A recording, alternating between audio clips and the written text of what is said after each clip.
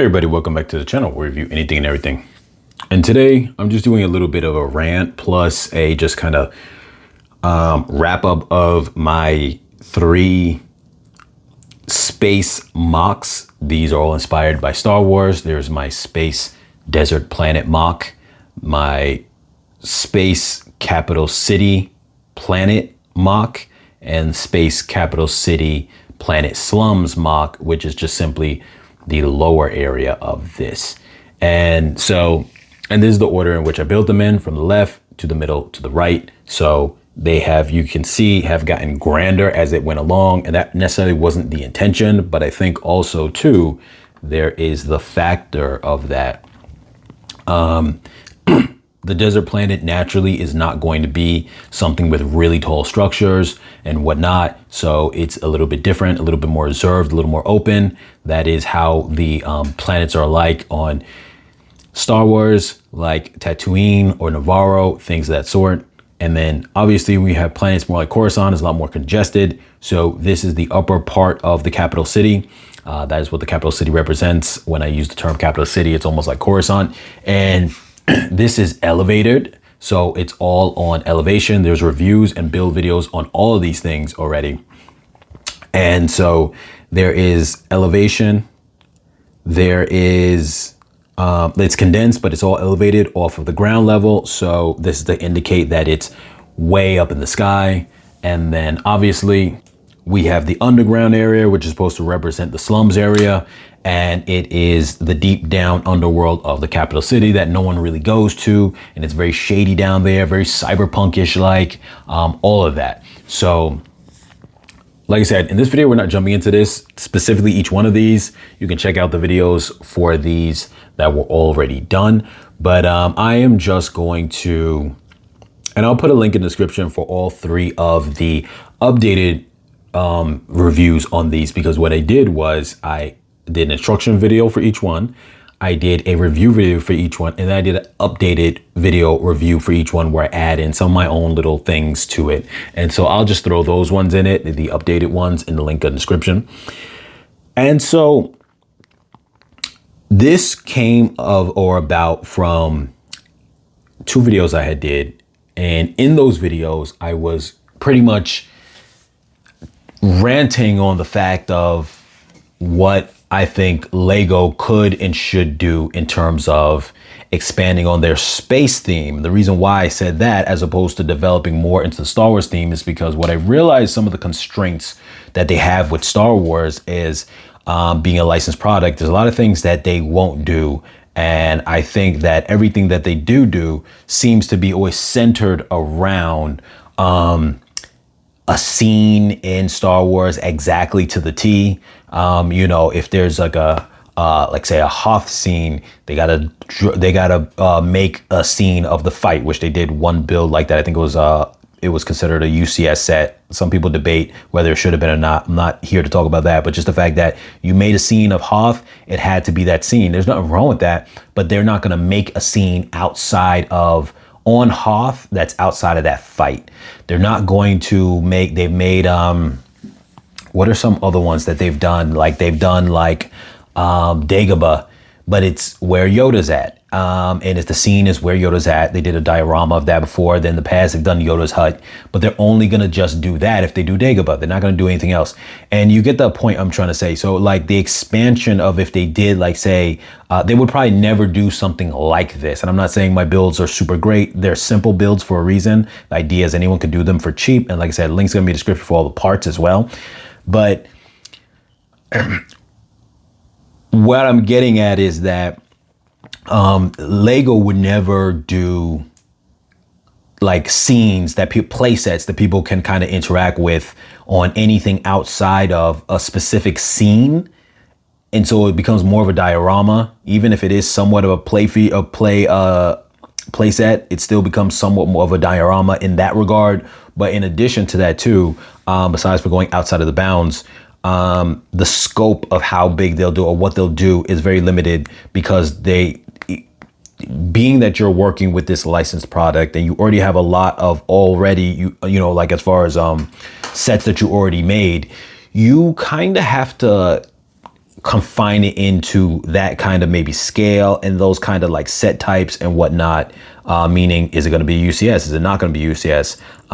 If you do, like, say they did Obi-Wan's hut, for example, or Yoda's hut.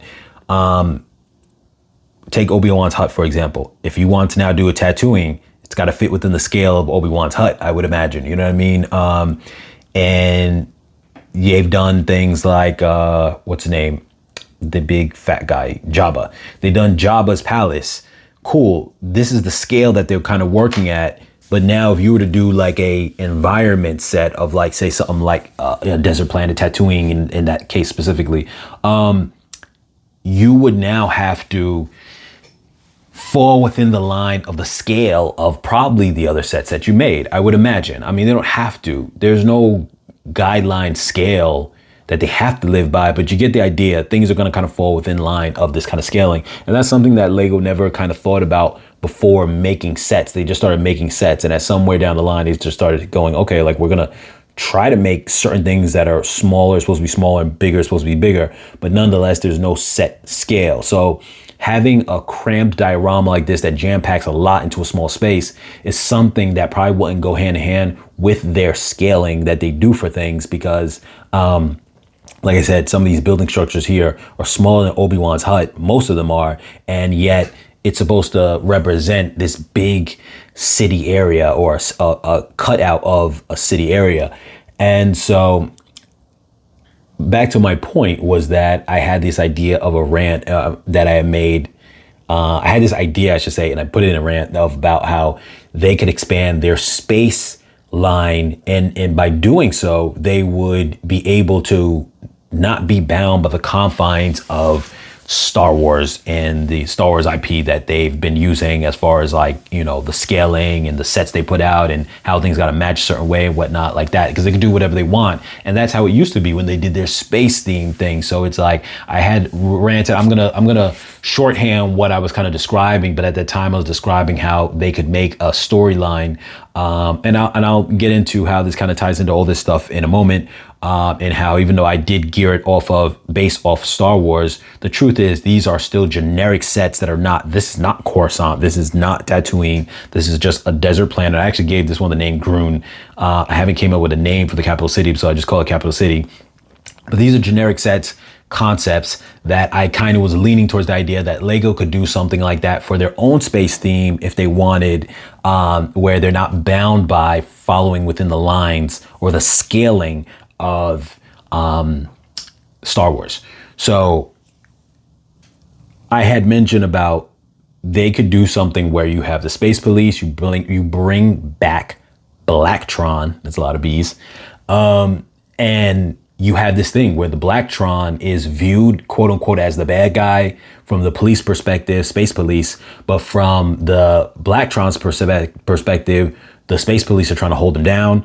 Not for this to become too much of a heavy theme for Lego, but I just thought that way you're kind of neutralizing this concept of, like, what's good and what's bad, but then two, you're giving that sense, almost Star Wars-ish, where, like, Blacktron could be seen almost like the rebel. Like, who's to say they got to be the bad guys? Maybe in their mind, they're like the space police, which is almost representative of, the Republic in Star Wars, which, the Galactic Empire. I get these terms mixed up when it comes to Star Wars, but like the Galactic Empire. And you see how that's supposed to be, because we knew that coming into Star Wars, story-wise, when it came out with the first Star Wars, you knew that the Galactic Empire was the bad guy. But easily that could be seen as just society's authority, you know what I mean? And the rebels could just be seen as the bad guys, the pirates, but it just so happens that we were given the story from a perspective of that the rebels are good. So in this case, where you already have these figures, so you're not copying anything, Lego has these figures in place already. Space Police, Blacktron, a few others that I'm going to get into in a moment. You could just expand on those stories and make it where no one's a bad guy, so everyone could choose the side they just want to be on. It's just a misunderstanding of who's in power and what's going on. And in that case, you can come up with your own planets and you can make your own planet mock. So that was one thing I had. And in that, I had the idea of a space planet, a desert planet Space Desert Planet. I had the idea of this capital city that was going to have high rises with a walkway. I described it in the video. And I said, like I said, the link's is going to be in the description. Link's going to be in the description for, you know, those videos when I did them, because I took a base plate and I just kind of like mapped out some things and was just kind of talking. But I spoke about a high-rise city that you would design it where it's elevated, where it has a walk path where you're walking around, but it's all elevated about 5 steps high. So that way it simulates the idea that you're not touching, you're not touching the ground or anything like that. It's supposed to simulate that it's very high up inside the air with like apartments or whatever the case is, and it's all elevated in the air. And I had in my mind had an idea of at least 2 sets like this. You would have the commercial one where it's just mostly commercial buildings, and one similar to it but with residential buildings mostly. Very much that's why I inspired this by, because I said in it would have this kind of centerpiece where you have like some kind of like statue thing, because I remember seeing that in an episode of one of the Star Wars shows, and it was like a centerpiece, this giant rock, and it was almost like the center of town square type. Everything had platforms around it that people were walking around, neutral area, but you could tell everything's elevated, obviously, because you're at the top of Coruscant. So something similar like that is what I had in mind, except building one for in the Rant, I mentioned building one for a residential and one for commercial. The Desert Planet 2, building also 2, one for commercial, one for residents. And then having the underground slums area, possibly one for residential, one for commercial as well. That Lego could do this, but for their space theme, you know, and it would be like I said, following the stories of you have your regular civilian type of space people in the mix. You've got your factions, which is Blacktron, which is kind of like the rebels, Space Police, which is like the Empire. And then you would also have a third thing, which would be exploration, space exploration. Exploration would be like not even a faction really, but almost like this neutral thing, just to kind of say, okay, like these are the explorers. Think almost like Star Trek. These are the explorers. These are the ones who expand the civilized universe. They don't have an agenda. It's just explore. And within that, you have regular space explorers, and then some of their sub themes will be space explorers, ice planet, bringing back their old ice planet, and you know, obviously other sub themes that you might have along the way too. Maybe you could bring back Imtron or whatever the case is, and all these other different things that would fit. And then my point to it is you're creating this story element that's not, like I said, bound by Star Wars anymore, and you can build these kind of great mocks, these sets that would be you know, self-contained with so much stuff going on in them without having to be by the limits of Star Wars. And what's interesting is anybody who's familiar with those back in the days knows that they came with sets like that to a degree. They would have the Space Police headquarters, you'd have the Ice Planet headquarters, and even though it wasn't a city, it was on a, if I'm not mistaken, a 32 by 32 stud base size, even though the bases often had like different molding in them to be kind of, you know, elevated and whatnot, but they still were of a significant size, self-contained. And so the idea was they haven't built Star Wars sets. They haven't built space sets since doing Star Wars all this time. And Star Wars has elevated how Lego builds. So now if you take those same innovations and bring them back over now to reinventing the space theme, I thought that would be a good concept. And that pretty much is what my mindset was with that. And then obviously from there, I decided to build these mocks, and I just thought they were cool. Obviously, I stayed within the realm of Star Wars theme, somewhat loose interpretation of my own version of like a Star Wars theme, because obviously you do not have Lego space characters to be supported on that level. So it's easier just to kind of fit it in with a Star Wars kind of theme to a degree. But nonetheless, I think that, you know, it's definitely a cool idea that they could expand on. And as far as my builds go, I really am a fan of the way they came out. I think they came out pretty well. I do have a good amount of pieces left. Unfortunately, I don't have any more plates left. So I would have to, if I wanted to, I got a good amount of tan left if I wanted to expand on another aspect of the desert planet. But the problem is I don't have any more of the plates. So I have a few, but not a lot. So I would either have to buy more plates or I could utilize what I have, but it probably would only allow me to build up, as far as the physical buildings, maybe like 3 that would have rooftops on them, maybe, and they would be very small. So I don't know. But yeah, it's I'm really a fan of the way it came out. Let me know your thoughts, you guys, down below. You know, if you guys built any mocks, and you know, what are your thoughts on the ones that I have here? Hopefully you guys looked at the past videos on them, so you understand or know how it all kind of came about, and you know, for you guys to detail your opinion on this. But one thing I will also say too, when it comes to this, is that I seen a few videos not even that long ago, in the process of me doing these builds. So over the course of maybe like a month or whatever the case is, in and out of watching different things and different people doing their builds and whatever the case is. And I'm not saying that a lot of that really gave me any inspiration for mine, because a lot of theirs were a lot more complex, and I knew mine would be a simple build, because like I said, I wanted it to be something where a person can really have a chance to duplicate this kind of thing without it being complicated. And you look at a lot of those builds that people do, and a lot of them are like hyper complicated. And, you know, I get it, but at the same time too, it is definitely something that I feel is, you know, like I said, people can't mimic it. So they're doing it for show, they're doing it for themselves, but it's not something that you could tell someone, hey, these are instructions, you can build it. You could, but a lot of them are sometimes 5,000, 6,000, 7,000 pieces. They're huge. They're super detailed. You have specific pieces that you're going to end up having to, you know, really pay a lot extra just to get those pieces, you know. And for me, it was kind of like a thing where that part of it didn't really appeal to me. I wasn't appealed by the idea that someone else can't build it, or it's not affordable, or no one else can, you know, really jump into it in any kind of capacity, or even just the idea that, you know, it's so costly. Even if you could do it, it's just so costly. And so that was my idea with these builds here.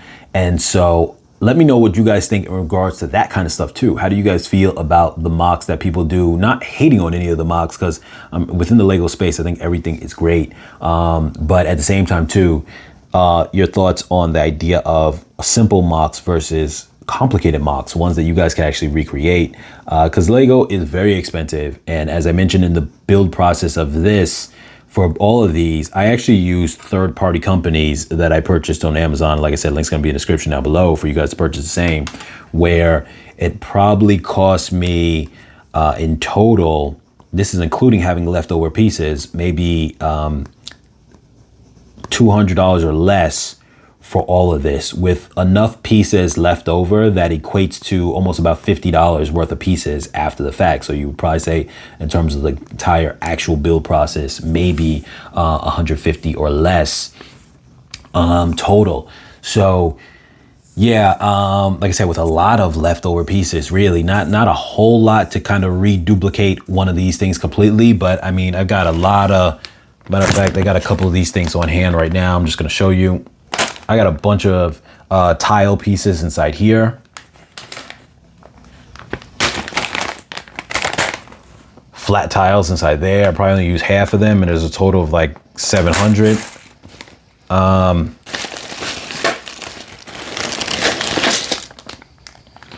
Tan bricks, I got those much of these, and then I have about maybe half of these in the dark gray, and I've got 1x2s of the tan, and I've got about maybe double this amount in light grays. So that's kind of, for the most part, what's left.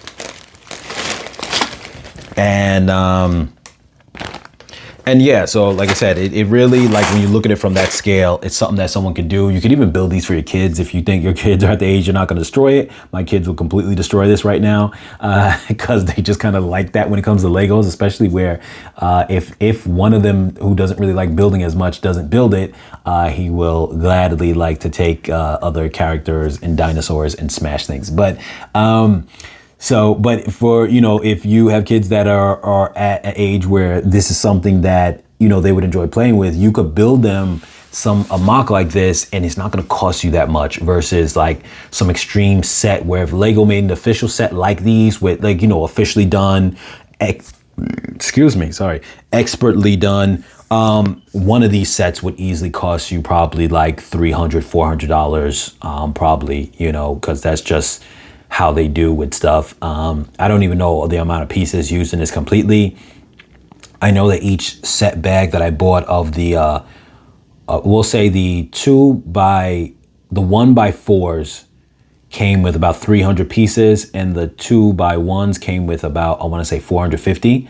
And roughly, I had, not including extras, let's not count what was left, let's just count what was purchased. I bought 3 sets of those, 3 sets of, we'll say combine them as the 1x4 and the 1x2.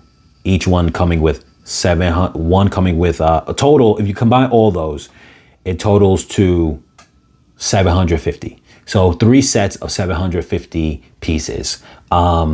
So yes, and not all of them are used, but you get the idea, along with obviously plates came from a different bag set. I didn't have to buy a separate one of the plates, but that kind of gives you an idea of that, between the size of some of the bigger pieces too, like the plates and this and that, whatever the case is, because a lot of times when Lego does part count, they're referring to just the tiny pieces as well. And keep in mind too, what I'm referring to is not after I built up the little extras that I decorated it with.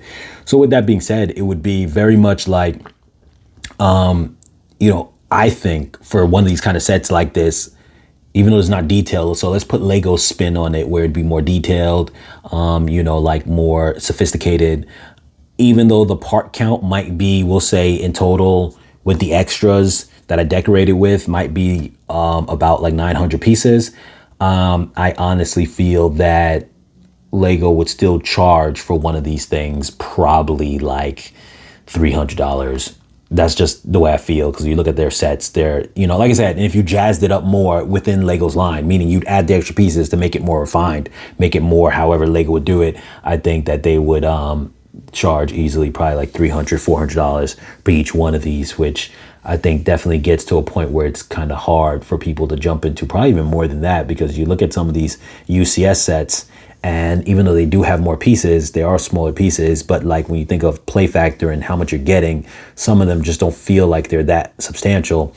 And I'm not saying that this is some kind of expert thing. My point is just that I'm just asking you guys the question of how do you guys feel in terms of, you know, having simplified mocks versus complicated mocks. What do you gravitate to? Do you guys see complicated mocks and try to build them from what you see online, or do you guys just kind of spectate for them and then, you know, realize that it's just not something that's possible?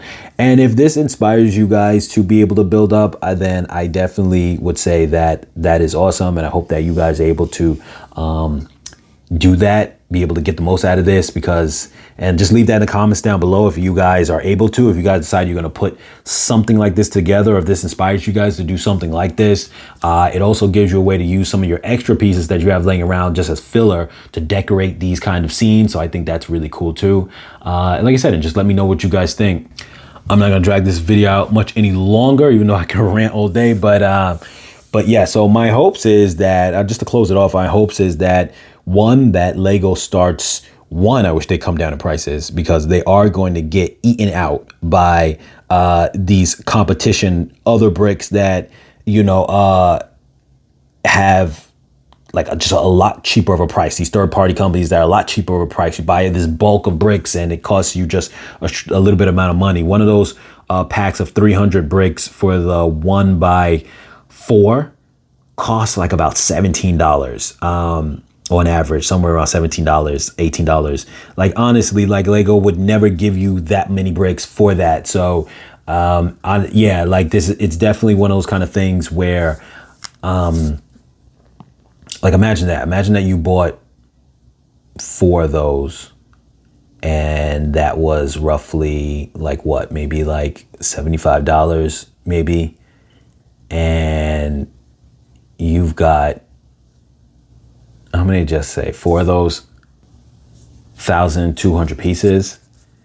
And yeah, like Lego, I don't know, like not for that many just bricks. If you just wanted bricks like that, they wouldn't do that because those are considered too big, where then when they do part counts and pieces, you're getting, like I said, smaller pieces sometimes. So so my point to it is that I think Lego definitely has to lower their prices at some point or another. But as far as like, I think it would be great if they started expanding into making play sets that people can use, especially when it comes to planet designs for their space stuff. I think they really should bring back their space line and really dive into it. But if they don't, I think they should start considering within the Star Wars theme to make planet mocks, generic ones. It doesn't have to be like, if they make tattooing, don't make a specific scene in tattooing. Don't make a specific scene on Coruscant. Just make just a generalized set that somebody can just kind of have fun with.